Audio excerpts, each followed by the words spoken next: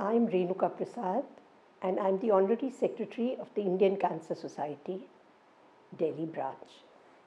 Now, when we get down to the challenges that we are facing, the first one that I've already explained is basically the one with our population. It is a very, very diverse population.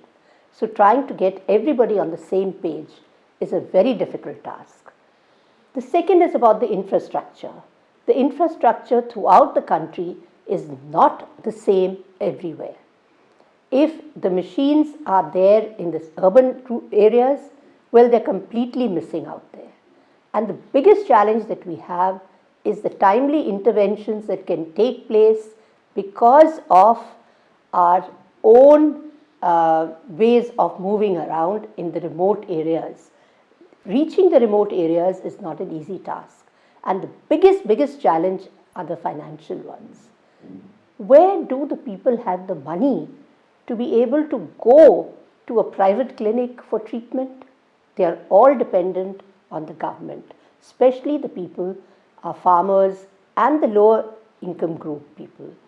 Right, the government has done and is doing things like the Ayushman Bharat Abhiyan, which is something to look forward to, the shape that it's taking and the masses that are being attracted by it. But that is a good start. But there's so much more. We are really overcome with the numbers that we have, that there'll always be a shortage, and trying to cover them up is not an easy task at all. Then there's the question of education. The education system is not the same throughout the country. It varies from state to state and from remote areas to the urban areas. It's catching up again. It's something that is happening, but there's still a lot that needs to be done. Another big challenge that we have that we really need to overcome is the stigmatization. There is a big stigma attached to cancer. And if it's a male person who's got the cancer, well, people will go in that family all out to get treatment for him.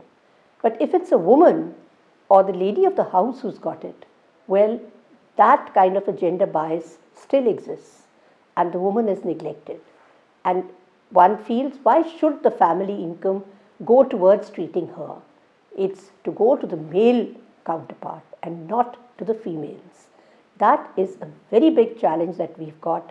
We have to overcome it. So many women find it a big problem when they are abandoned by their husbands just because they've had breast cancer, which we keep saying again and again that cancer is not a contagious disease. If you've got cancer, you will not pass it on to the others. But how many people are there to believe this? Very few believe in it and keep the equal status of both the man and the woman within the family.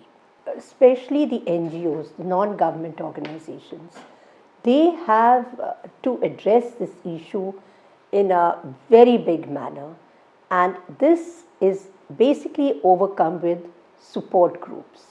If there is a support group of the same kind of cancer, which many people are going through, they are able to share.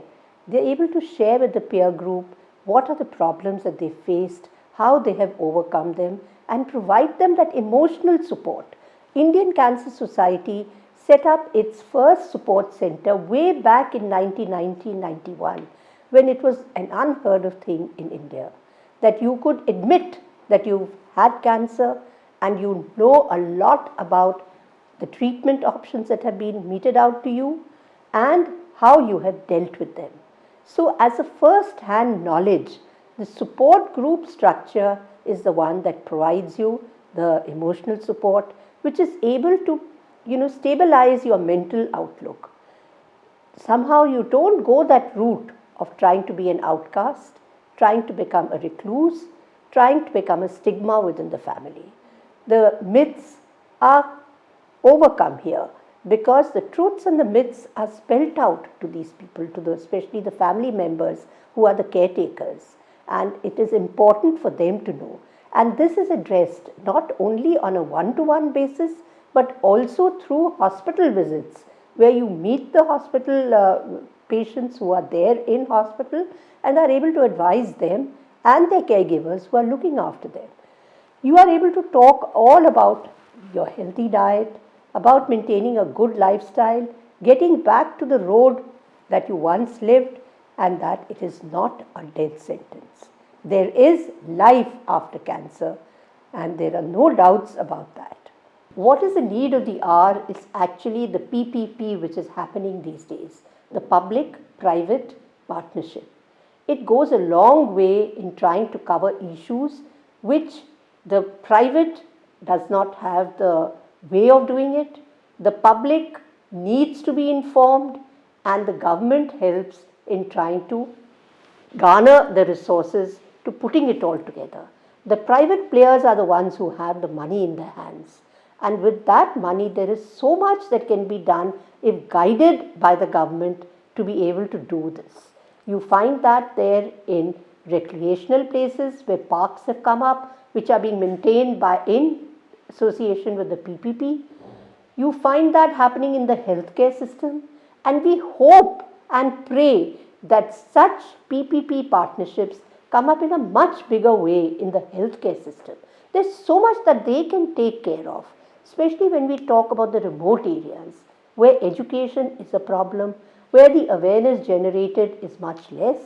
That is the best place for the private players to take up the field and put in the money where they feel it will definitely leave a mark on the population that's there.